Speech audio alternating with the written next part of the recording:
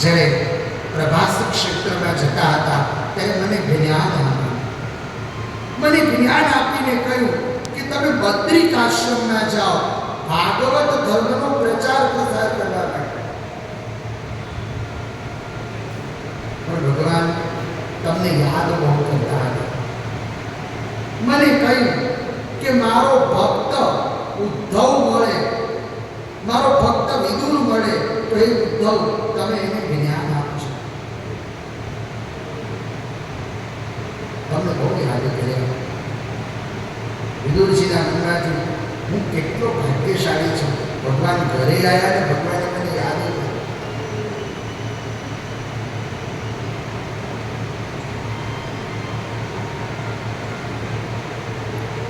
ઉદ્ધવજીએ કહ્યું, હે વિદુરજી, તમે ગંગા નદીના તટ પર જાઓ. મેં આ જ્ઞાન મૈત્રી મુનિને આપ્યું છે. તમને મૈત્રી મુનિ આ જ્ઞાન આપશે. મારે ભાગવત ધર્મનો પ્રચાર પ્રસાર કરતા બદ્રીનાથ જવાનું છે. અને વિદુરજી ગંગા નદીના તટ પર આવ્યા છે. મૈત્રી મુનિએ સન્માન કર્યું. મૈત્રી મુનિએ કહ્યું, હે વિદુરજી, હું જાણું છું તમે સાક્ષાત ધર્મદેવ છો. અણિમાંડવ્ય ઋષિ એના શ્રાપને કારણે તમે ભૂતલ ઉપર આવ્યા છો. વિદુરજીએ કહ્યું, મને ભગવાનનું દિવ્ય જ્ઞાન આપો. પ્રશ્ન કર્યો છે, સુખાય કર્માન્ય કરોતિ લોક વિંદેત ભૂય નિરુપાર.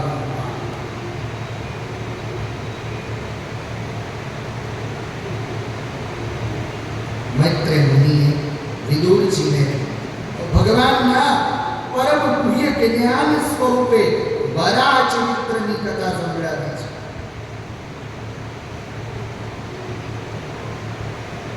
ભગવાન નારાયણની આજ્ઞાથી બ્રહ્માજીએ સૃષ્ટિ રચી.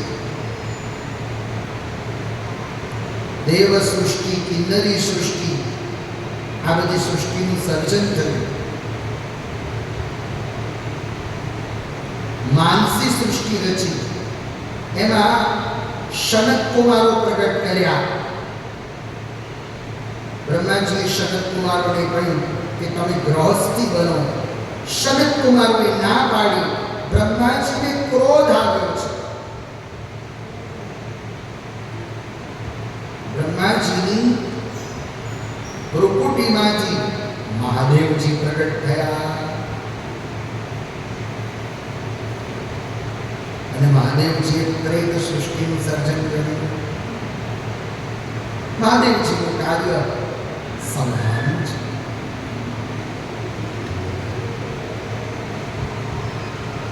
પછી બ્રહ્માજીએ માનસ પુત્રો પ્રગટ કર્યા. મરીચી, અત્રિ, અંગીરા, ઉલહ, પુલત્સ્ય, ક્રતુ, ભૃગુ, દક્ષ, વશિષ્ઠ અને નારદ.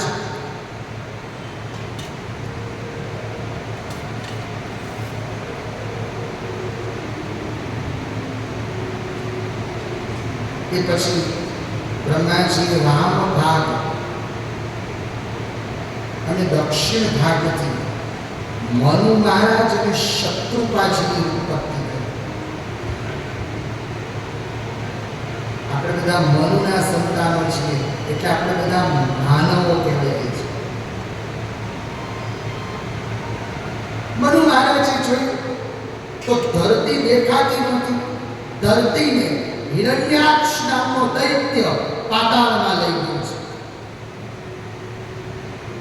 તો બ્રહ્માજીએ ભગવાનનું સ્મરણ કર્યું. બ્રહ્માજીની નાસિકામાંથી ભગવાન વરાહ પ્રગટ થયા. દેવોએ સ્તુતિ કરી. જીતમ જીતમ તે જીતયન ભાવ તસ્મૈ નમઃ કારણ.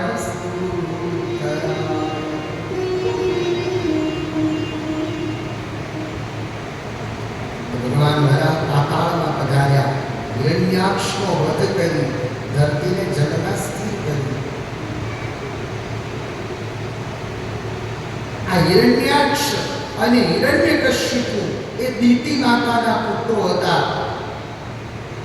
કશ્યપ મુનિ એમને 13 કન્યાઓ હતી. એમાં દીતિના દૈત્યો થયા અને અદિતિના દેવો થયા છે. દીતિ માતાજીએ સંધ્યાના સમયે પુત્રની ઈચ્છા વ્યક્ત કરી.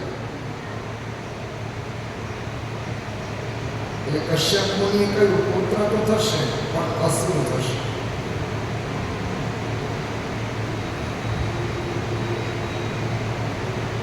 સંધ્યાનો સમય છે. મહાદેવજી અને માતાજી વિચરણ કરતા હોય એ સમયે ભજન કરવું જોઈએ, એ સમયે ભોજન ન કરવું જોઈએ. આવા ઘણા ઘણા નિયમો છે. અસુરો દીતિ માતાના ઉદરમાં આવ્યા ત્યારે બધા એના અપશુકનો થયા છે. દેવો બ્રહ્માજીની શરણે ગયા. બ્રહ્માજીએ આ અસુરોના પૂર્વજન્મનું વૃત્તાંત વર્ણવ્યું છે. ભગવાનના દ્વારપાળ છે જય અને વિજય. શનક કુમારોના શ્રાપથી એ પોતે અસુર થયા છે. એમનો આ પ્રથમ જન્મ છે. 3 જન્મે એમને મુક્ત થવાનું છે. ભગવાન પોતે 4 અવતાર ધારણ કરશે.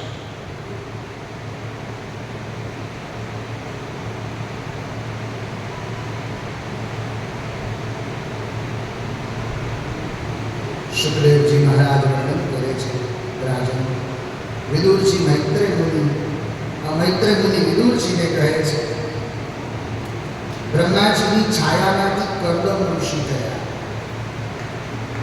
કર્દમ ઋષિએ ભગવાનની તપસ્યા કરી. ભગવાન પ્રગટ થયા. ભગવાને કહ્યું માગો કર્દમ, શું આપું? ત્યારે કર્દમ ઋષિએ કહ્યું કે તમારા સમાન પુત્ર.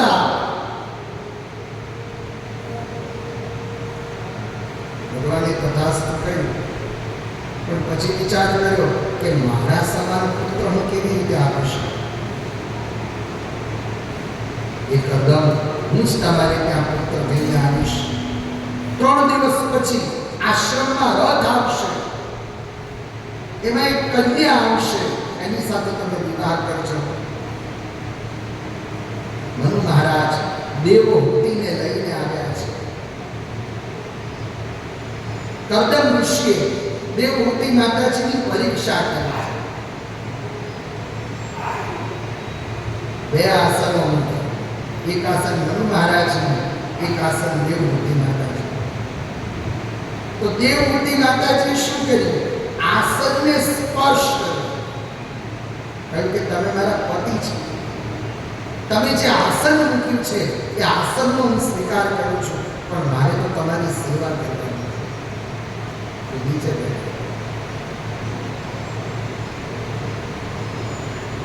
તો મનુ મહારાજે પોતાની કન્યા દેવહૂતિ એના વિવાહ કર્દમ ઋષિ સાથે કરાયા અને સેવા કરી. હાડ પિંજર શરીર થઈ ગયું. એ સેવાથી કર્દમ ઋષિ પ્રસન્ન થયા. કર્દમ ઋષિએ કામદ નામનું વિમાન પ્રગટ કર્યું. આ વિમાન એવું હતું મનની ગતિથી ચાલવાવાળું. એમાં નંદનવનો હતા, સરોવરો હતા. માતાજી ઋષિ વિચરણ કરી સ્વર્ગમાં ગયા. એમને ત્યાં જે કન્યાઓનો જન્મ થયો, બ્રહ્માજીના માનસ પુત્રો સાથે એના વિવાહ કર્યા. મરીચીના વિવાહ કલા સાથે, અત્રિ મહર્ષિના વિવાહ અનસુયા માતાજી સાથે, દેવહૂતિના કર્દમ ઋષિ સાથે, ક્રતુના શ્રદ્ધા સાથે, ભૃગુના ખ્યાતિ સાથે, વશિષ્ઠ મુનિના અરુંધતીજી સાથે.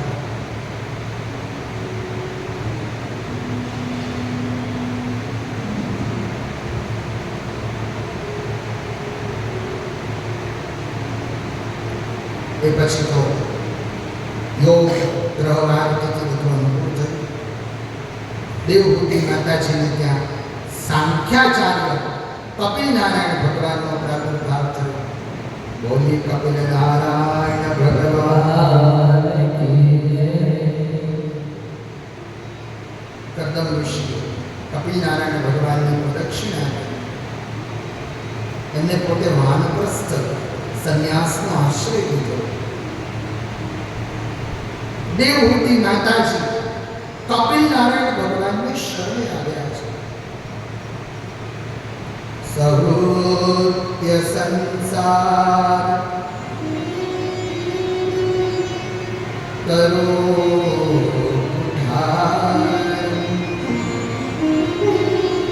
ત્વં ત્વાગતા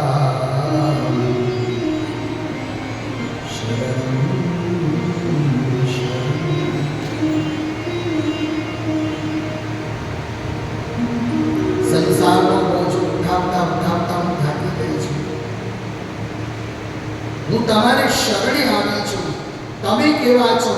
નમામિ સદ્ધર્મ વિદામ વરિષ્ઠમ.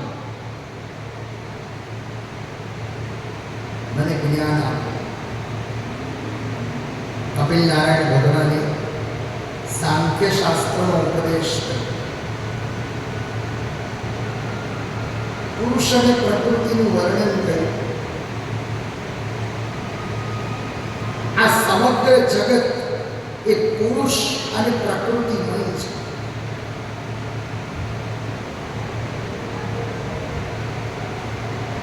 એ કપિલ નારાયણ ભગવાને યોગના 8 અંગો વર્ણવ્યા છે. વ્યક્તિ ધ્યાન માર્ગે કેવી રીતે પહોંચી શકે? તો યમ, નિયમ, આસન, પ્રાણાયામ, પ્રત્યાહાર, ધારણા, ધ્યાન અને સમાધિ. તો યમના પણ પ્રકાર બતાવ્યા છે. સાચો યોગી કોને કહેવાય? અસ્તેય અપરિગ્રહ બ્રહ્મચર્ય. યમના પ્રકારો છે ચોરી ન કરવી, અસ્તેય. પછી સાચો યોગી હોય એ સંગ્રહ ન કરે. ભગવાન સાથે જોડાવું છે તો સંગ્રહ ન કરો, જરૂર પૂરતું લો. સંગ્રહ શા માટે? ખપ પૂરતું આપો. અસ્તેય અપરિગ્રહ.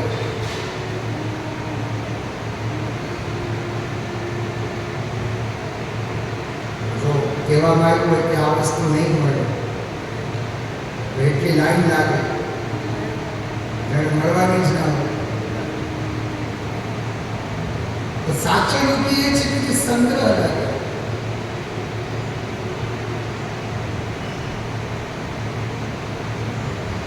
બ્રહ્મચર્ય આ બધા યમના પ્રકાર છે. સ્વાધ્યાય, સંતોષ આ બધા નિયમો છે.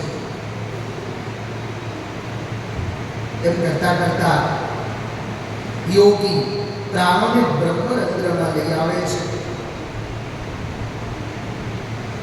કપિલ નારાયણ ભગવાને જીવની ગર્ભ સ્થિતિનું વર્ણન કર્યું છે.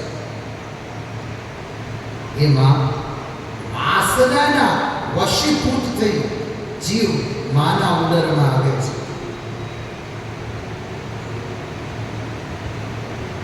જો પૈસા નથી અને આપણે રડીએ છીએ એ બહુ સાધારણ દુઃખ છે, સામાન્ય દુઃખ છે. સંતાન નથી અને આપણે રડીએ છીએ એ બહુ સાધારણ દુઃખ છે. પણ મોટામાં મોટા 2 દુઃખ છે. એક જન્મવાનું અને બીજું મરવાનું.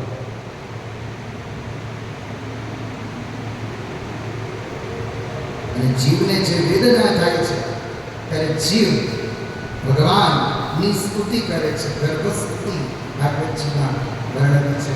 10મ સ્કંદ 3ય સ્કંદના 31મા અધ્યાયમાં જીવ ભગવાનની સ્તુતિ કરે છે. જંતુર્વાચ योपसन्नमहितो जगदीशयात्मम्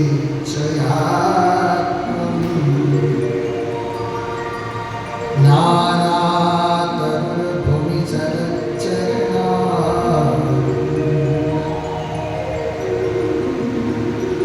सोऽहं व्रजामि शरणं हि कुतो भयम्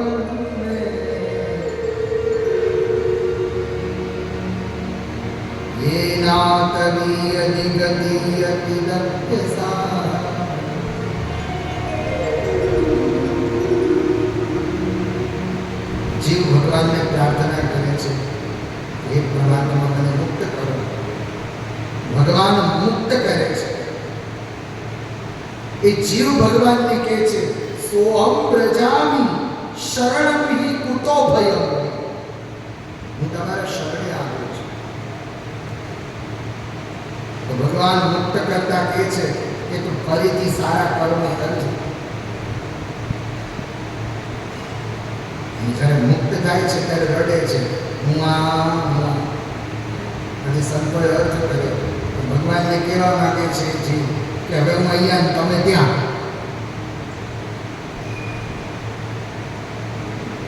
માયામાં ફસાય છે.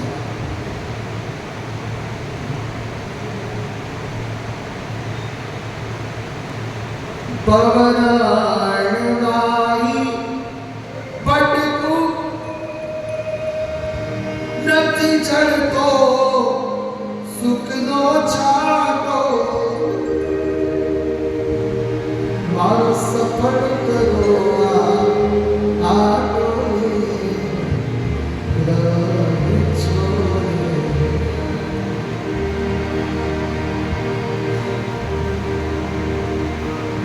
મારું રડ તમે છોડાવો.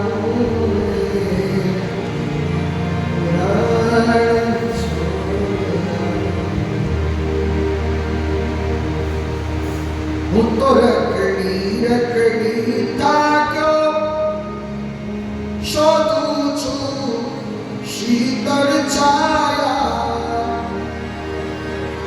મારી ભૂખે પડી છે માયાને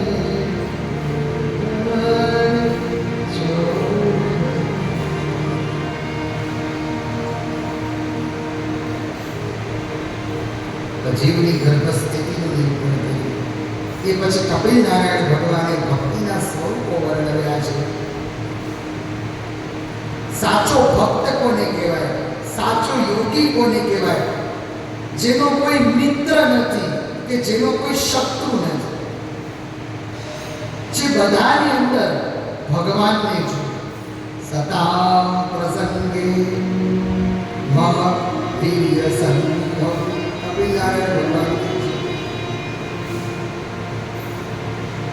હે માં, સાચો ભક્ત એને કહેવાય કે જે મારી કથા સાંભળે.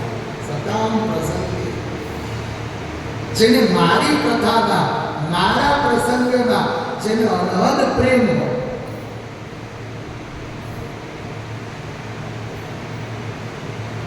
અને આ ભક્તિનું સ્વરૂપ હે માં તમને સંતો સમજાવશે. તો દેવહૂતિ માતાજીએ પ્રશ્ન કર્યો કે સંતોને ઓળખવા કેવી રીતે? તો લક્ષણ બતાવ્યા છે સંતોના કપિલ નારાયણ ભગવાને. કપિલ ઉવાચ દિદિક્ષવઃ કારુણિકા સુહૃદ સર્વદેના અજાત શત્રુવઃ શાંતા સાધર સાધુ.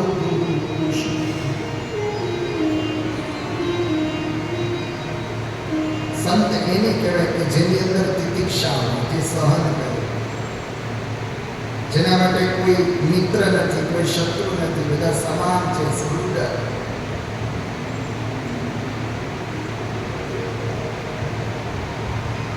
મય્યન્યેન ભાવેન ભક્તિ કુર્વન્તિ. જે મારી કથામાં મગ્ન તપંતિ વિવિધાતાપઃ, જે પોતે તપે, મારા માટે જઈને તપે, અને મારા માટે જઈ જેને બંધુ બાંધવો છોડી દીધા છે, મદાશ્રયા તથા દુષ્ટા ત્યક્ત્વા સ્વજનતા,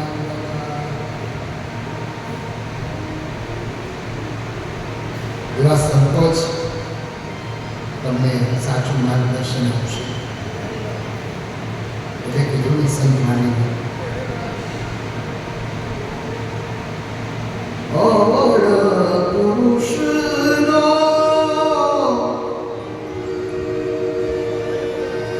સંગડો જો કરીએ હરી,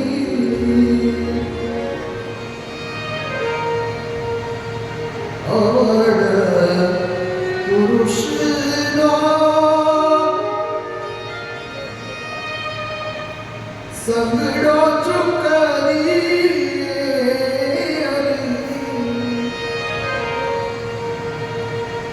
કોઈ ભજનમાં પાડે છોડી ભાન,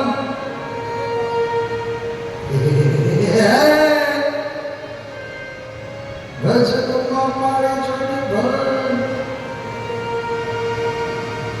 સાહેલી મુનિ ભાગ્ય દેવળો મેરા સાધુ પુરુષનો.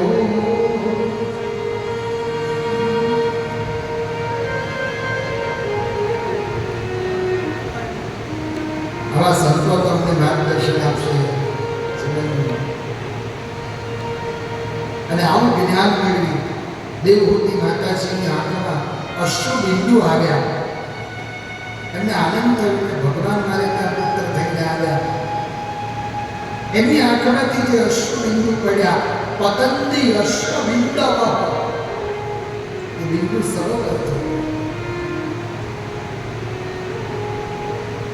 કપિલ નારાયણ ભગવાને યોગ માર્ગ દ્વારા પોતાના દેહનો ત્યાગ કર્યો.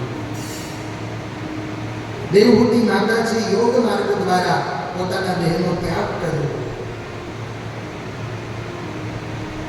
એ ક્ષેત્ર સિદ્ધ થયું, માટે સિદ્ધપુર કહેવાનું. આપણા ઉત્તર ગુજરાતનું સિદ્ધાનામ કપિલો મુનિ. કપિલ નારાયણ ભગવાન સાંખ્ય શાસ્ત્રનો પ્રચાર પ્રસાર કરવા માટે થઈ ગંગા સાગર પધાર્યા. સારે તીર્થ બાર ગંગા સાગર વિકવાય. અહીંયા તૃતીય સ્કંધને નામ આપ્યું છે. શ્રીમદ ભાગવતજીનો ચતુર્થ સ્કંધ એ વિસર્ગ લીલા છે. 31 અધ્યાયનો ચતુર્થ સ્કંધ છે, જેમાં 4 પ્રકરણો છે. ધર્મ પ્રકરણ, અર્થ પ્રકરણ, કામ પ્રકરણ અને મોક્ષ પ્રકરણ.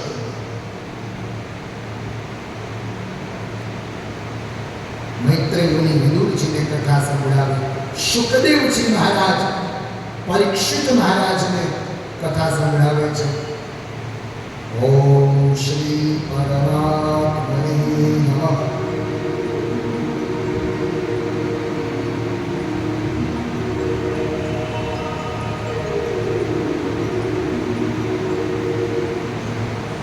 શ્રી શુક ઉવાચ મનુસ્તુ શતરૂપાય तिसरः कन्याश्चतुर्विधे आकूति देवहूतिश्च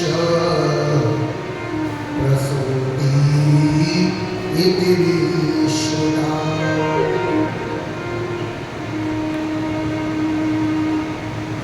મનુ મહારાજને 3 કન્યાઓ હતી. આકૃતિ, દેવહૂતિ અને પ્રસૂતિ. જેમાં આકૃતિના વિવાહ રુચિક ઋષિ સાથે કર્યા, પણ કેવી રીતે? પુત્રિકા ધર્મમાશ્રિત્ય.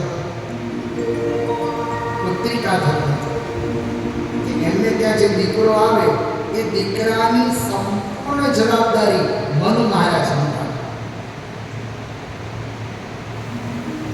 કારણ કે મનુ મહારાજના મનમાં પણ એવો ભાવ હતો કે ભગવાન મારે ત્યાં પુત્ર સ્વરૂપે પ્રગટે.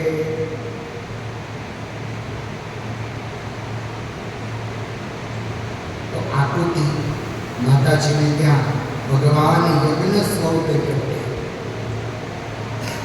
યજ્ઞ નારાયણ ભગવાન પરિવાર સહિત પ્રગટે. યજ્ઞ નારાયણ ભગવાનની પત્નીનું નામ છે દક્ષિણાની. જો દક્ષિણા અને પ્રદક્ષિણા આ બંને યજ્ઞનું ફળ આપવા વાળા છે. આપણે સત્કર્મ તો કરીએ છીએ, પણ એ સત્કર્મ સફળ બનાવવા માટે પ્રદક્ષિણા કરવી પડે, અને પ્રદક્ષિણાની સાથે સાથે દક્ષિણા. યજ્ઞનારાયણ ભગવાનના પત્ની છે. દેવહૂતિ માતાજીના વિવાહ કરદમ ઋષિ સાથે થયા. એમને ત્યાં છે કન્યાઓનો જન્મ થયો. એમાં અનસુયા માતાજીના વિવાહ અત્રિ મુનિ સાથે થયા. એમને ત્યાં દત્તાત્રેય ભગવાનનો પ્રાદુર્ભાવ થયો. દત્ત એટલે આપવું. ભૃગુના વિવાહ ખ્યાતિ સાથે થયા. એમને ત્યાં ધર્મદેવની ઉત્પત્તિ થઈ.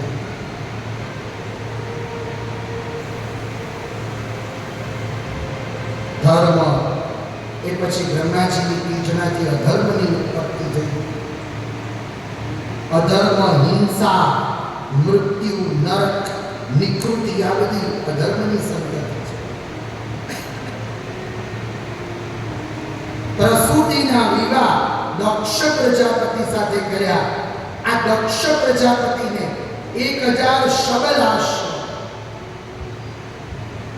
અને 10,000 હરિયશ્વ થયા, જે નારાયણ સરોવર તપસ્યા કરવા ગયા. આ દક્ષ પ્રજાપતિ એમને 60 કન્યાઓ હતી, જેમાં 27 કન્યાઓના વિવાહ એમને ચંદ્રદેવ સાથે કર્યા, જે 27 નક્ષત્રો કહેવાના છે.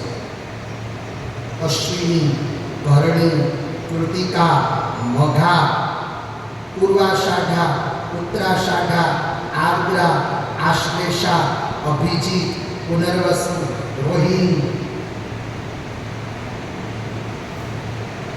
13 કન્યાઓના વિવાહ કશ્યપ મુનિ સાથે કર્યા. 10 કન્યાઓના વિવાહ ધર્મદેવ સાથે કર્યા. ધર્મની સંતતિ એટલે ધર્મની પત્ની શાંતિ, પુષ્ટિ, પુષ્ટિ, ગતિ, મતિ. શાંતિ એનો દીકરો સુખ, પુષ્ટિ એનો દીકરો સંતોષ. ધર્મ છે ત્યાં બધું સહજતાથી જોડાયેલું છે. એમાં આધ્યાત્મિક અર્થ રીતે કરી શકો. ધર્મ છે ત્યાં શાંતિ છે, ધર્મ છે ત્યાં સુખ છે, અને ધર્મ છે ત્યાં પુષ્ટિ છે, ધર્મ છે ત્યાં સંતોષ છે.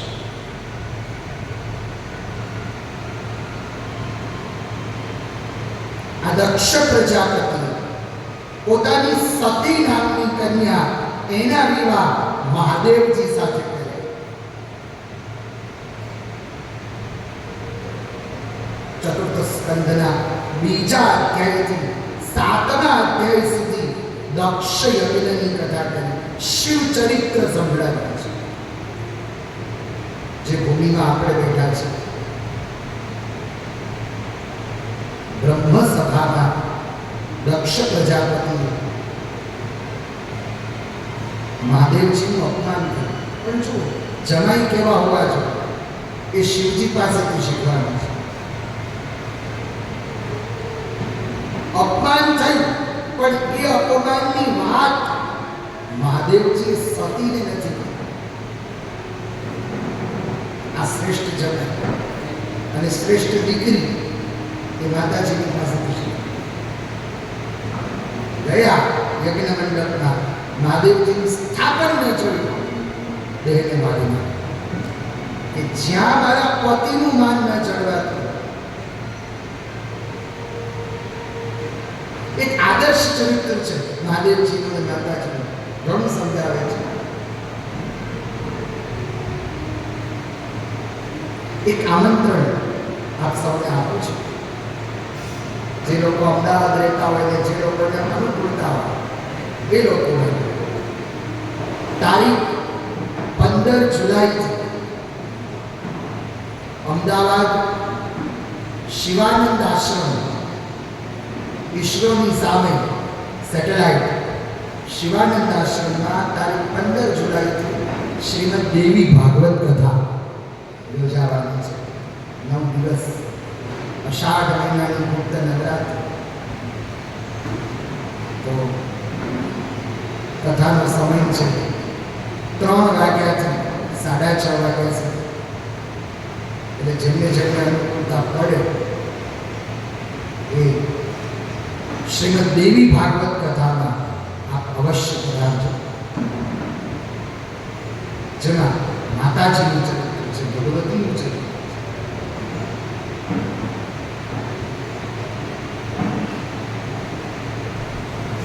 તો દેવ વિમાનો કૈલાસ પરથી પસાર થયા. સતી મહાદેવજીને કહે છે પ્રજાપતિસ્તે શ્વસુરસ્ય સાંપ્રતમ નિર્યાપિતો યજ્ઞમોત્સવ.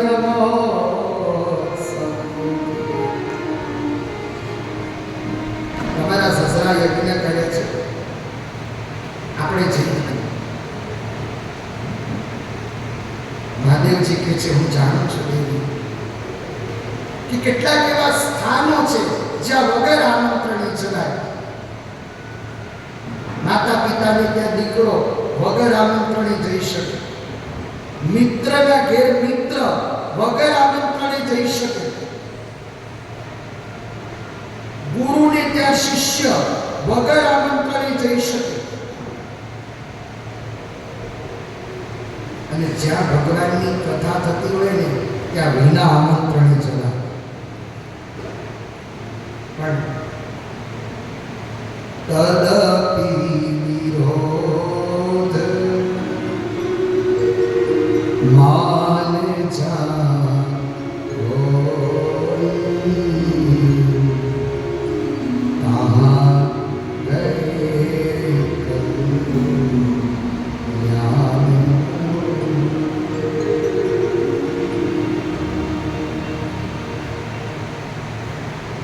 સતી ગયા છે. મહાદેવજીનું અપમાન સહન ન થતા દેહને બાળી નાખ્યો છે.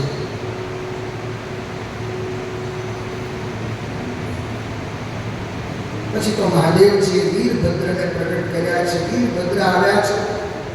ભૃગુશ્રીની દાઢી ખેંચી, ઉષાના દાંત ખેંચ્યા, ભગદત્તની આંખ ખેંચી અને દક્ષનું મસ્તક યજ્ઞમાં હોમ્યું છે. દેવો ભગવાન સદાશિવને શરણી ગયા છે. મહાદેવજીની સ્તુતિ કરતા દેવો કહે છે હે ભગવાન શિવ, તમે પુરુષ છો અને ભગવતી ઉમા માતાજી એ પ્રકૃતિ છે. તમને વંદન છે. જે ભાગવત કથા પણ મહાદેવજીનો મહિમા.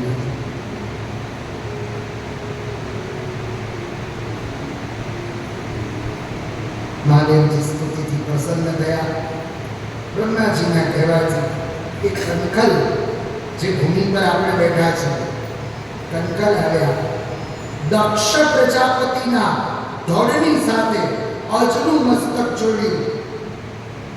દક્ષના ઈશ્વર બન્યા મહાદેવજી, એટલે ભોળાનાથનું નામ પડ્યું દક્ષેશ્વર મહાદેવ કી જય. શિવ શિવ છે. બાકીના બધા દેવ દેવ, પણ શિવજી એ મહાદેવ.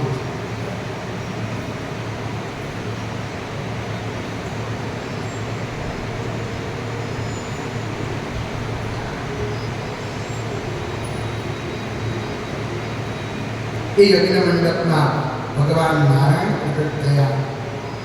ભગવાન નારાયણે કહ્યું, હે દક્ષ, અમે ત્રણ દેવો એક જ છીએ, અમારા ત્રણે દેવોમાં કોઈ ભેદ માન્યો નહીં.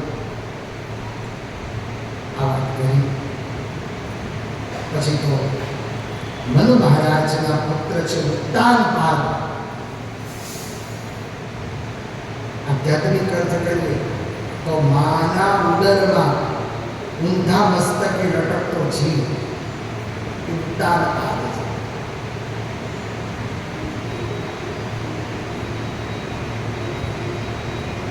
એ ઉત્તાનપાદ રાજાને બે રાણીઓ હતી, સુરુચિ અને સુનીતિ.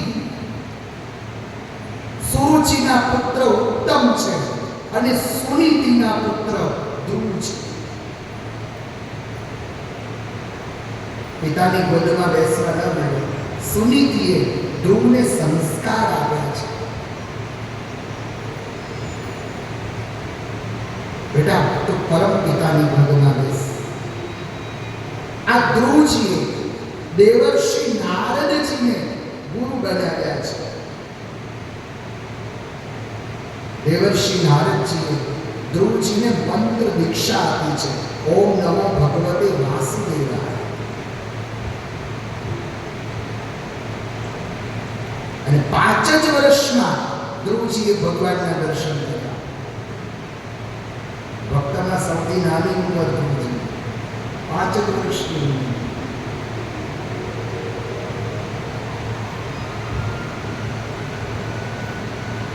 ભગવાને હૃદય મંદિરના દર્શન આપ્યા. એ હૃદયમાંથી દેખાતું સ્વરૂપ બંધ થયું તો ભગવાન ચતુર્ભુજ સ્વરૂપે પ્રગટ થયા. ધ્રુવજીને સ્તુતિ કરવાની ઈચ્છા થઈ, પણ કેવી રીતે સ્તુતિ કરે? ભગવાને પાંચજન્ય શંખનો સ્પર્શ કરાયો છે. જાણે સાક્ષાત સરસ્વતી માતાજી ધ્રુવજીની વાણીમાં વિરાજમાન થયા હોય એમ 5 વર્ષના બાળકે ભગવાનની સ્તુતિ કરી છે. યંત પ્રવેશ્યમવાચ નિમાં પ્રસુપ્તા સંજીવનત્યખિલ શક્તિધર સ્વધામ અન્યાંશ્ચરણ શ્રવણત્વગાદિ પ્રાણાન્નમો ભગવતે પુરુષાય.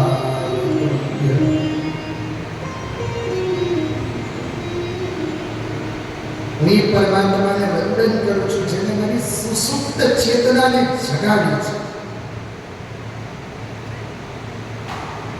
ધ્રુવજીએ ભગવાનની પાસે માંગ્યું, મને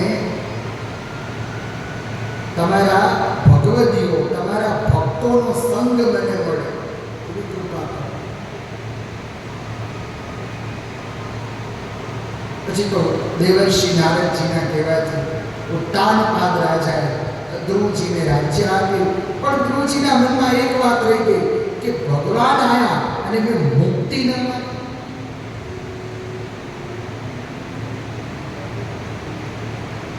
વનમાં દોડ આવ્યો. સુરુચિ બનીને પ્રશ્ન થયા. ઉત્તમનું ગંધર્વો સાથે યુદ્ધ થયું અને આ ધ્રુવજી પણ ગંગા નદીના તટે આવ્યા. એમને લેવા વિમાન પણ આવ્યું અને કાળ પણ આવ્યો છે. કાળના મસ્તક પર પગ મૂકી એ પોતે વિમાનમાં બેઠો. માન સહિત વિમાન એટલે જીવા જગતમાં માન સહિત આવે અને માન સહિત જાય. ધ્રુવનો વંશ આગળ વધ્યો. એ વંશ પરંપરામાં આગળ જતા સુનીતા નામની કન્યા, એના વિવાહ અંગ સાથે થયા. એ અંગ રાજાનો પુત્ર વેન થયો છે. દુરાચારી છે. વેન એવું માને છે કે હું જ ભગવાન છું. ઋષિ મુનિઓએ હુંકાર માત્રથી વૈનને માર્યો છે. વૈનના શરીરનું બંધન કર્યું, એનાથી નિષાદ પ્રગટ થયા. એ પછી એક રાજાનો ધર્મ કેવો હોવો જોઈએ એ સમજાવવા માટે ભગવાન વિષ્ણુ પૃથુ બનીને પ્રગટ થયા.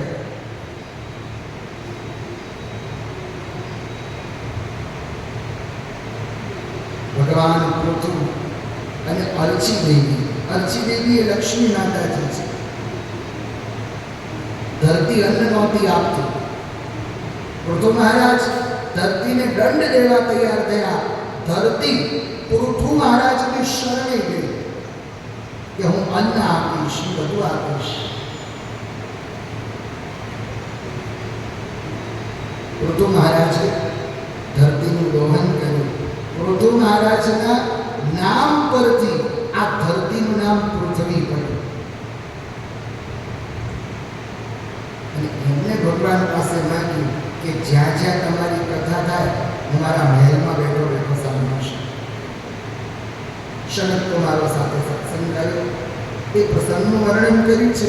છેલ્લે મોક્ષ પ્રકરણમાં પ્રાચીન બરહીના પુત્રો પ્રચેતાઓ નારાયણ સરોવર ગયા છે. મહાદેવજી રુદ્ર ગીત આવ્યું, એમને ભગવાનનું સ્મરણ કર્યું છે. એ પ્રચેતાઓને ત્યાં દક્ષ પ્રજાપતિનો નવો જન્મ થયો છે. પ્રાચીન બરહી યજ્ઞ કરે છે. દેવર્ષિ નારદજી આવ્યા છે. નારદજી પ્રાચીન બરહીને કહ્યું, એ પ્રાચીન બરહી યજ્ઞ તો કરવો જોઈએ, પણ કોઈ દેવી દેવતાને નામે હિંસા ન કરવી જોઈએ. પુરંજન ચરિત્ર સંભળાવ્યું છે. આ પુરંજન એ રૂપક છે. આ શરીર છે ને એ નગર છે, અને શરીર રૂપી નગરમાં જે આત્મા છે એ જ પુરંજન છે. અને એનો જે સખા છે અવિજ્ઞાત એ બુદ્ધિ છે. અહીંયા ચતુર્થ સ્કંદને વિરામ આપ્યો છે. ચોથું અંગમય પુષ્પ ભગવાનના ચરણોમાં સમર્પિત કરી શ્રીમદ ભાગવતજીના પંચમ સ્કંદની કથા એને શ્રવણ કરી. અહીંયા વિદુરજી અને મૈત્રી મુનિનો જે સંવાદ છે એ સંવાદ પરિપૂર્ણ થયો છે.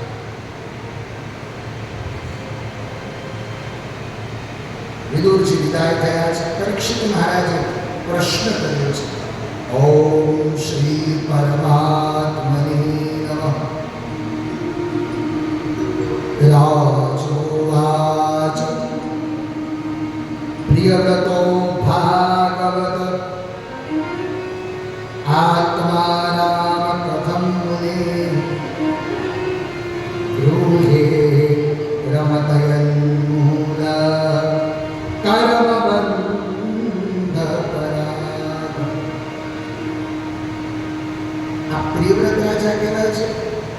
આત્મામાં જ રમવા વાળા આત્મા, પણ તે છતાં એ ઘરમાં કેમ રહ્યા, ગ્રહસ્થી કેમ બન્યા?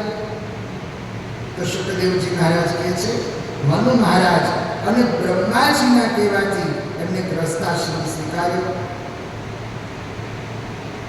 પૂર્વચિત્તી અને બર્હિષ્મતી નામની કન્યા સાથે એમના વિવાહ થયા. આ પ્રિયવ્રત રાજાના 10 પુત્રો થયા. એ 10 પુત્રો 7 દ્વીપોના અધિપતિ થયા. એમાં પ્રિયવ્રત રાજાના પુત્રો રથ લઈને જતા હતા. એમાં જે ખાડો થયો એ સમુદ્રો થયા, અને જે ટેકરો થયો એ દ્વીપો થયા છે. એ વંશના નાભી રાજા થયા. નાભીરપત્યકાવ પ્રજયામેવ દેવ્યાઃ ભગવન્તં યજ્ઞપુરુષં અવહિતાત્મા અયજત. નાભી રાજાએ યજ્ઞ કર્યો, પુત્રની ઈચ્છા થઈ. એ નાભી રાજાને ત્યાં મેરુ દેવીથી ઋષભદેવજી ભગવાન પ્રગટ્યા. એમની રાજ્ય વ્યવસ્થાનું વર્ણન સુખદેવજી મહારાજ કરે છે. યદ્યપિ સ્વવિદિતમ સકલ ધર્મમ બ્રાહ્મણ ગુહ્યમ બ્રાહ્મણેર્ન દર્શિતમાર્ગેણ સ્થાનાદિરૂપાય જનતા મનુષ્યશાસ્ત્ર. બ્રાહ્મણોના માર્ગદર્શન નીચે એમની રાજ્ય વ્યવસ્થા ચાલતી હતી.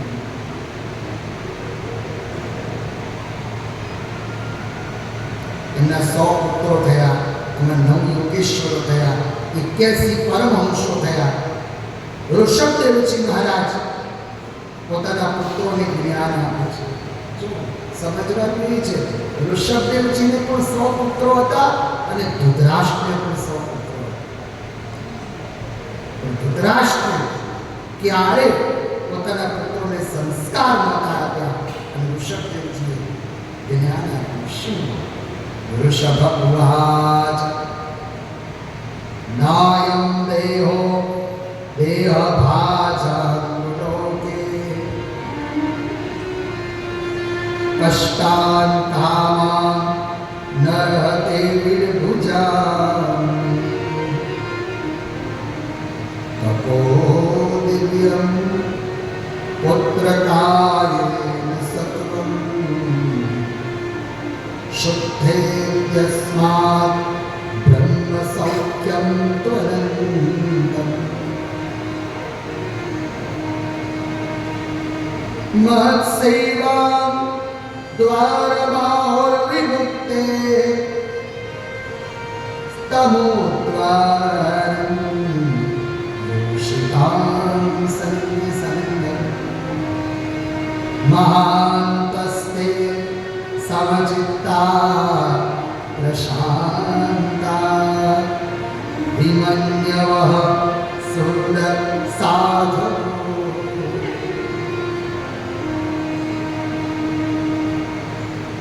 આ શરીર જે મળ્યું છે એ વિષય ભોગ ભોગવવા નથી મળ્યું, તપ કરવાનું.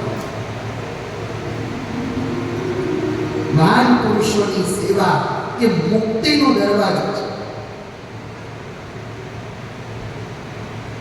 આવું જ્ઞાન આપ્યું. ઋષભદેવજી મહારાજ વનમાં ગયા, સિદ્ધિઓનો પણ એમને અસ્વીકાર કર્યો, દેહ બળીને ભસ્મ થયો, લોક સંપર્ક છોડ્યો. એ ઋષભદેવજી મહારાજ એમના પુત્ર થયા છે ભરત.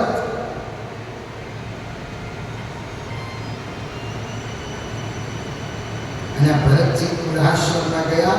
દ્રોણ્યામ ભગવંતા વિશ્વસુજામ આત્મિકાગ્રે તપપ્યારાધયા નામ ભગવ. ભરતજીએ પણ તપસ્યા કરી. એક હરણના બચ્ચાને બચાવ્યો. એમનું મન હરણમાં લાગ્યું, કારણ કે હરણનું બચ્ચું જતું રહ્યું. હરણનું ચિંતન કરતા કરતા મર્યા, તો એ બીજા જન્મમાં હરણ થયા છે, કાલંજર પર્વત. પણ ઋષિ જેવું જીવન જીવે છે. હરણનો દેહ છૂટ્યો અને ત્રીજા જન્મે એ આંગિરસ ગોત્ર છે, બ્રાહ્મણને ત્યાં એમનો જન્મ થયો. પણ એમની પૂર્વજન્મની સ્મૃતિ છે, એમની ક્રિયાઓ જડ જેવી છે, એટલે એમનું નામ જડ ભરત પડ્યું છે. રાત્રોભિ વિચાર્ય તેન કેદાર કર્મને નિમિત્ત. એને ખેતી કરવાનું. ભરતજી કોઈ કામ કરતા નથી, ભાઈઓએ ત્યાગ કર્યો. એક રાજા ભરતજીને બલિદાન આપવા લઈ ગયો, પણ માતાજીએ રક્ષા કરી. રહુગણ રાજાએ ભરતજીના હાથે પાલખી ઉપડાવી છે.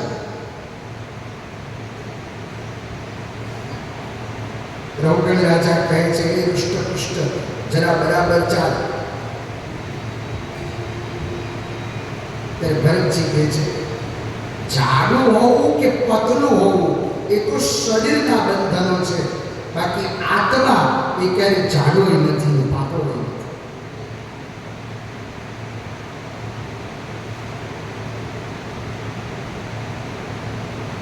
વાટવીનું વર્ણન કર્યું.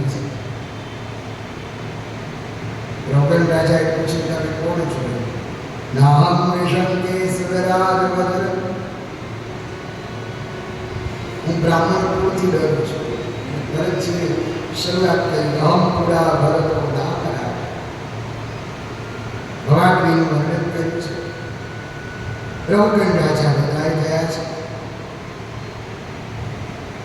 પંચમ સ્કંદમાં લોકાલોક પર્વતનું વર્ણન, સૂર્યની ગતિ, ચંદ્રની ગતિનું વર્ણન કરવામાં આવ્યું. શિશુમાર ચક્રનું વર્ણન કર્યું છે. વાલકીલ્ય ઋષિમુનિઓ એમનું પ્રાગટ્ય મહેન્દ્ર પર્વત ઉપર થયું એનું વર્ણન કર્યું. આપણા 7 દ્વીપો છે. આ ધરતી છે ને એ 7 દ્વીપમય છે.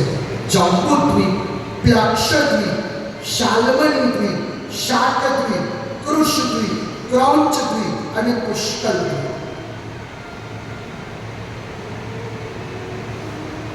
આપણો જે દ્વીપ છે જંબુદ્વીપ છે. આપણા ખંડનું નામ છે અજનાભ ખંડ. એ પછી નામ પડ્યું ભરતખંડ. અને ભારત વર્ષનું વર્ણન કરતા શુકદેવજી મહારાજ પરીક્ષિત મહારાજને કહે છે કે ભારત ભૂમિમાં અવતરવા માટે દેવો પણ ઝંખે છે. દેવો શું કહે છે?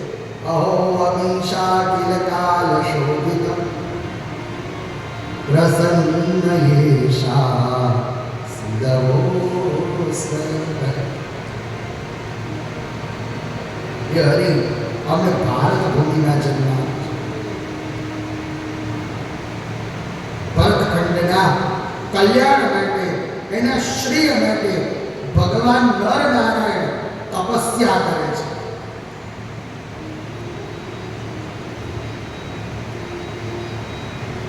આ ભારત દેશના કેટલા પર્વતો છે એનું વર્ણન કર્યું.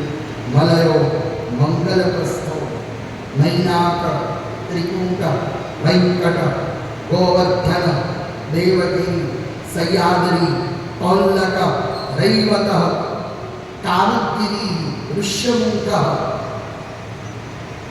તામ્રવર્ણી, ચર્મણવતી, રોદસ્વતી, શિપ્રા, કાવેરી, સરયુ, નર્મદા, ગંગા આદિ નદીઓ છે.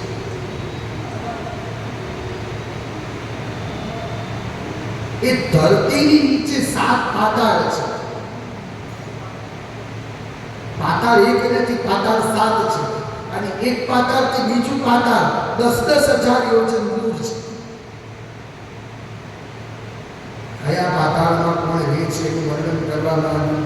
અતલમાં બલાસુર નામનો દૈત્ય રહે છે. પછી વિતલમાં હાટકેશ્વર મહાદેવજીનો નિવાસ છે. ત્યાં હાટકી નામની નદી છે.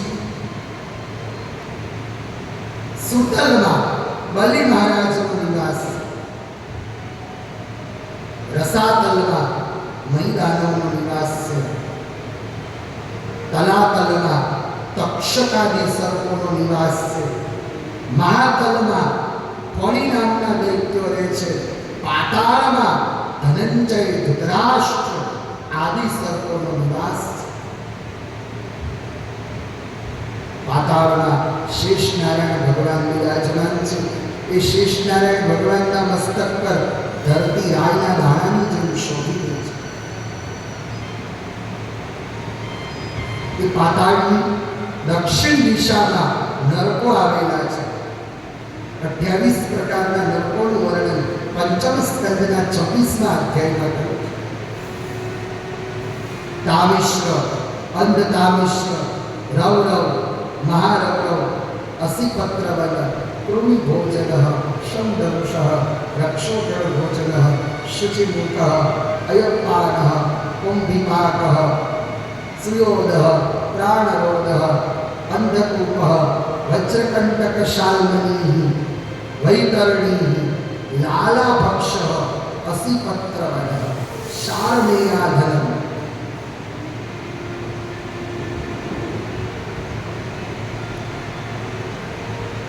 જે પરધન બીજાની સંપત્તિનું હરણ કરે છે એને મહારૌરવ નામના નરકમાં સ્થાન મળે છે. ત્યાં એને રૂ નામના કૂતરાઓ કરડે છે. અંધ કૂતરો, જે વ્યક્તિ માંસ ભક્ષણ કરવાવાળો બને, દારૂ પીવાવાળો બને, એને અંધકૂપ નામના નરકમાં સ્થાન મળે છે. એના ઉપર બાણોની વર્ષા થાય છે. આ બધા નરકોનું વર્ણન કરી પંચમ સ્કંદને વિરામ આપ્યું છે. છઠ્ઠો સ્કંદ એ પુષ્ટિ લીલા છે. શુકદેવજી મહારાજને પરીક્ષિત મહારાજ પ્રશ્ન કરે છે, પ્રવૃત્તિ માર્ગ પતિનો આદો ભગવત આવ્યા. તમે જે આ નરકોનું વર્ણન કર્યું એ તો સાંભળતા જ ત્રાસ થાય છે, તો એનાથી છૂટવા માટે શું કરવું? ભગવાનના નામનો આશ્રય કરો. અને આ નામનો આશ્રય અજામેલે કર્યો. ઋષિ મુનિઓના કહેવાથી અજામેલે પોતાના દીકરાનું નામ નારાયણ રાખ્યું, તો યમ પાશમાંથી એ મુક્ત થયો, એને નવો જન્મ મળ્યો. એવું અજામેલનું ચરિત્ર વર્ણન. પહેલા તો અજ એટલે માયાના ખાડામાં ફસાઈ ગયેલો જીવ હતો, પણ નારાયણનું નામ લેવાથી એને નવું જીવન મળ્યું. યમ રાજાએ નામનો મહિમા ગાયો છે. દેવરાજ ઇન્દ્રે પોતાના ગુરુ બૃહસ્પતિજીનું અપમાન કર્યું છે. ભગવાન નારાયણના કહેવાથી દેવરાજ ઇન્દ્રે વિશ્વરૂપને ગુરુ બનાવ્યા. નારાયણ કવચની વિદ્યા આપી છે. છઠ્ઠા સ્કંદના 8મા અધ્યાયમાં નારાયણ કવચ છે. કવચ એટલે ભગવાનનું રક્ષણ. હરિર વિદધ્યામ મમ સર્વરક્ષા દદામિ ચરણાં પૃથગે પુષ્પં. જળમાં મત્સ્ય નારાયણ ભગવાનના રક્ષા કરો. નારાયણ કવચનો પ્રભાવ એવો હતો કે કૌશિક નામના બ્રાહ્મણે આ વિદ્યા ગ્રહણ કરી. તો એ બ્રાહ્મણના મળદા પાસે પણ ચિત્રરથ ગંધર્વનું વિમાન જઈ શક્યું. મળદા પાસે ગયું તો ઊંધા મસ્તકે આકાશમાંથી નીચે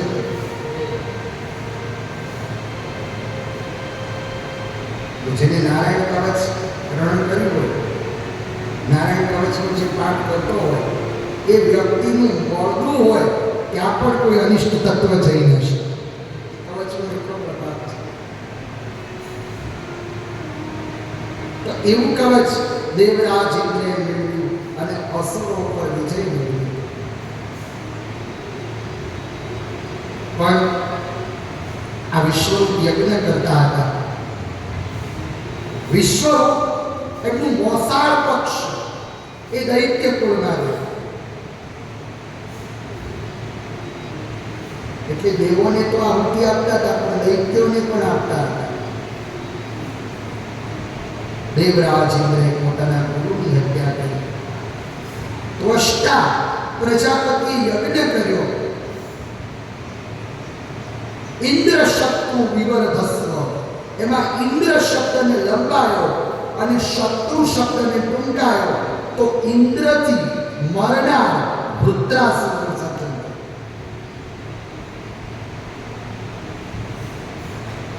દધીચી ઋષિના શરીરનું સતાર વજ્ર બનાવ્યું. વૃદ્રને વજ્રના ભગવાનના દર્શન થયા.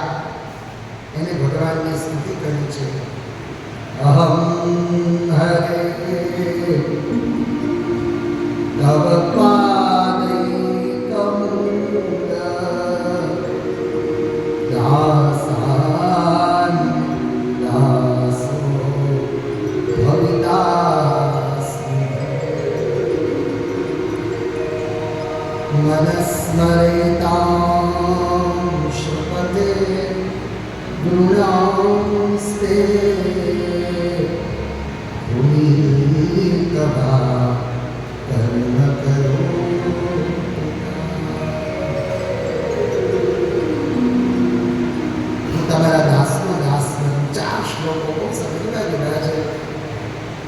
જે ભક્તિ માર્ગના પુષ્ટિ માર્ગના 4 પુરુષાર્થ છે: ધર્મ, અર્થ, કામ અને મોક્ષ. ભક્તિ માર્ગનો ધર્મ કયો? તો પુષ્ટિ માર્ગ એ હરિદાસનો,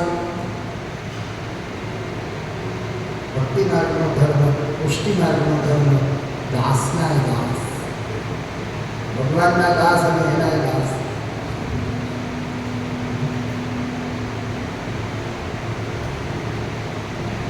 અને પુષ્ટિ માર્ગનો અર્થ કયો? નનાક પૃષ્ઠમ ન ચ સાર્વભૌમ, પ્રભુની પ્રાપ્તિ.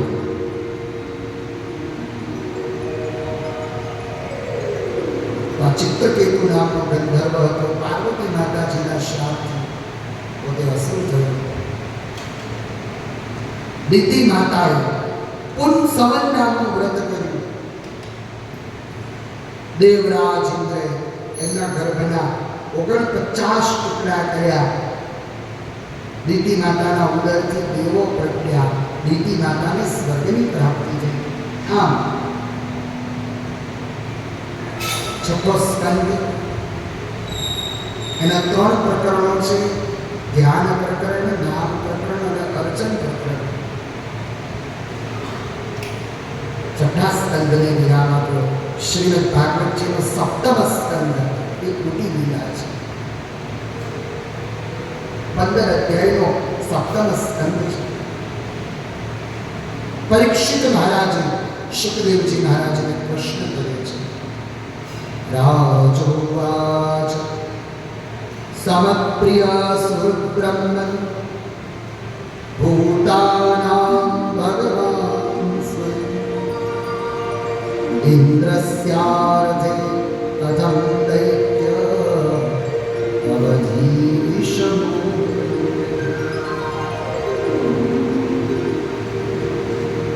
એ બ્રહ્મન ભગવાનના લીલા ચરિત્રો સાંભળ્યા.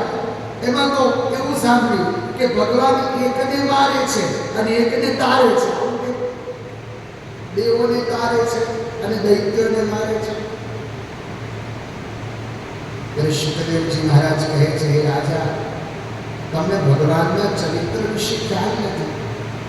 ભગવાન તો બધાને તારે જ છે. શૃણરાજન પ્રવક્ષ્યામિ હરિશ્ચરિતવદ્ભુત. ભગવાનનું ચરિત્ર અદ્ભુત છે. અને સુખદેવજી મહારાજે ભગવાનની વંદના કરી. એક અર્થ એવો પણ થાય, એમને કૃષ્ણ દ્વૈપાયન ભગવાન વ્યાસજી અને દેવર્ષિ નારદજીને પ્રણામ કર્યા. અને એક અર્થ એવો પણ થાય કે ભગવાન કૃષ્ણ અને નારદજીને પ્રણામ કર્યા. 2 અર્થો થાય છે આ મંગલાચરણ. શ્રી શુક ઉવાચ નત્વા કૃષ્ણાય મુનિ કથયિષ્યે હરિકથા નિર્ગુણોપી અચો વ્યક્તો ભગવાન પ્રકૃતિ.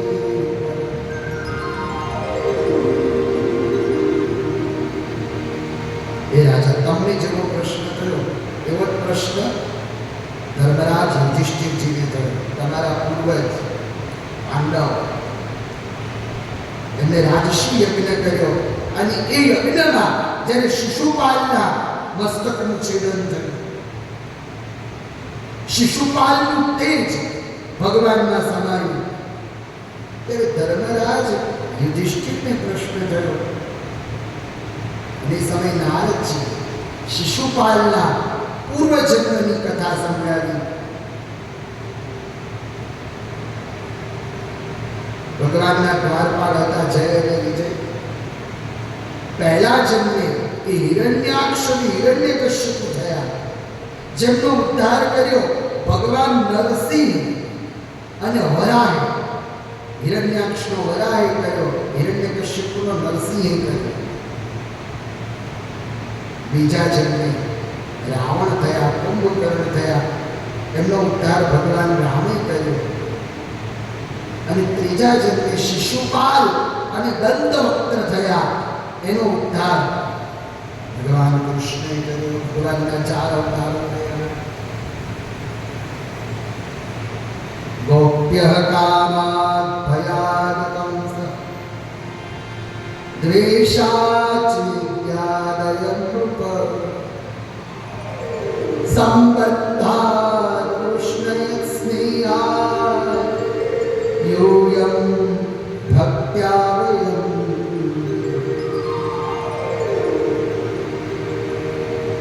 દરેકનો ભાવ અલગ અલગ છે. ભગવાનનો હિરણ્યાક્ષ આત્મતત્વનો હિરણ્યકશ્યપુ, જ્યારે હિરણ્યાક્ષનું મૃત્યુ થયું ત્યારે હિરણ્યકશ્યપુએ આત્મતત્વનો ઉપદેશ કર્યો કે મારા ભાઈનું શરીર ગયું છે. સુયજ્ઞ રાજાના પ્રસંગનું વર્ણન કર્યું છે. એ મૃત્યુ પામ્યા અને પછી જે મહારાણીને જ્ઞાન આપ્યું યમદેવે બ્રાહ્મણ સ્વરૂપ, આવું જ્ઞાન આપી હિરણ્યકશ્યપ તપ કરવા ગયા. બ્રહ્માજીની પાસે વરદાન માંગ્યું. અંદર ન મરું, બહાર ન મરું, વસ્ત્રથી ન મરું, શસ્ત્રથી ન મરું, દિવસે ન મરું, રાત્રે ન મરું. એ સમય કયા ધૂમ જે હિરણ્યકશ્યપના પત્ની છે એમનું દેવરાજ ઇન્દ્રે અપહરણ કર્યું હતું. નારદજી એમને મુક્ત કરાવ્યા અને નારદજીએ કયા ધૂને ભગવાનના લીલા ચરિત્રો સંભળાવ્યા અને એ અસર ઉદરમાં રહેલા બાળક ઉપર પડી. હિરણ્યકશ્યપુને 4 સંતાનો થયા: લાદ, અનુલાદ, સહલાદ અને પ્રહલાદ.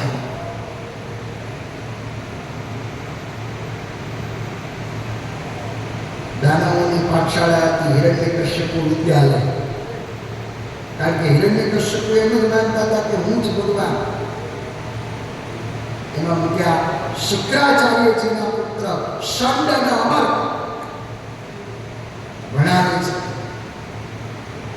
હિરણ્યકશ્યપુએ પૂછ્યું, બેટા પ્રહલાદ તું શું ભણ્યો? ત્યારે પ્રહલાદજી કહ્યું, તત્સાધુમન્યે સુરવર્યલેના સદા સમુદવિઘ્ન ધિયા સર્વતમ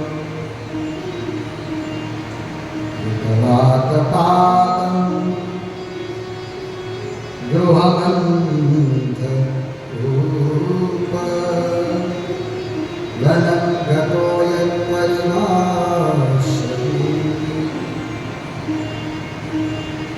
પિતાજી, આ સંસાર છે ને અંધારો કૂવો છે અને સંસાર રૂપી અંધારા કૂવામાંથી નીકળવા માટે ભગવાનનું ભજન જ પ્રકાશ છે.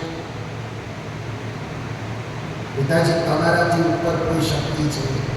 શંડામરને કહ્યું, બરાબર બનાવો. એને હું મગજમાં ફસાયો કે હું જ ભગવાન છું. પ્રહલાદજી બાળકોને ઉપદેશ આપે, કૌમારા ધાચરિત્રાજ્ઞ ધર્માન ભાગવતાન. પણ ફરીથી જ્યારે હિરણ્યકશ્યપુએ પૂછ્યું કે પ્રહલાદ તું શું ભણ્યું, ત્યારે પ્રહલાદજીએ ભક્તિના 9 સ્વરૂપો સમજાયા છે કે ઈશ્વર સુધી પહોંચવા માટે 9 પ્રકારની ભક્તિ એ સર્વોત્તમ છે. શ્રવણમ કીર્તનમ વિષ્ણુ સ્મરણમ પાદસેવનમ અર્ચનમ વંદનમ દાસ્યમ સત્યમ આત્મનિવેદનમ.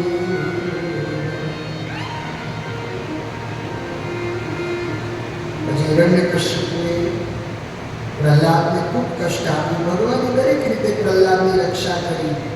પર્વતથી, જળથી, વિષથી, તારાગારથી, સર્પથી, અગ્નિથી ભગવાને રક્ષણ કર્યું. અને પછી તો વૈશાખ મહિનો આવ્યો છે. ધધકતો કંબ કર્યો. હિરણ્યકશ્યપુએ પ્રહલાદજીને કહ્યું, પ્રહલાદ ક્યાં છે વિષ્ણુ? ત્યારે પ્રહલાદજી કહ્યું, જલે વિષ્ણુ સ્થલે વિષ્ણુ વિષ્ણુ પર્વતમસ્તકે. જળમાં છે, સ્થળમાં છે, કેમ? આ ધાબલામાં છે. હા, અને એક સમયે ખંભમાંથી પ્રચંડ અવાજ આવ્યો છે, સત્યમ વિધાતમ નિજહૃત્ય ભાષિત સ્તંભે સભાયા નનુગમ નમામિ. અડધું શરીર મનુષ્યનું અને અડધું શરીર સિંહનું એવા ભગવાન નરસિંહ પ્રગટ થયા છે. બોલીએ નરસિંહ ભગવાન કી જય. હિરણ્યકશ્યપ સાથે યુદ્ધ કર્યું છે. સંધ્યાના સમયે ઉમરામાં લઈ આવ્યા છે. નખથી હિરણ્યકશ્યપની છાતીને ભગવાને ચીરી છે. એના આંતરડાને નાળા બનાવી ભગવાન નરહરિ નૃત્ય કરે છે. હિરણ્યકશ્યપને કીધું, જો દિવસ છે કે રાત? દિવસે નથી, રાતે નથી, સંધ્યાનો સમય છે. ઘરમાં છે કે બહાર? ઘરમાં નથી, બહાર નથી, ઉમરામાં છે. તો આવું ભગવાન નરસિંહનું ચરિત્ર વર્ણવ્યું. પણ એ ચરિત્ર સાથે આજની વાણીને વિરામ લઈ જવાના પહેલા આવતીકાલે 2 સત્રમાં કથા છે. પત્રિકામાં તો લખ્યું જ છે, પણ આવતીકાલે સવારે કથાનો આરંભ થશે. બપોરે 12 વાગે ભગવાન રામજીનું પ્રાગટ્ય થશે અને સાંજે નંદ ઘેરા નંદ ભય જય કનૈયાલાલ ઉત્સવ આપણે જોઈશું. વિરામ આપો એના પહેલા આપણે પાછળ ટૂંકાણીને કલ્યાણ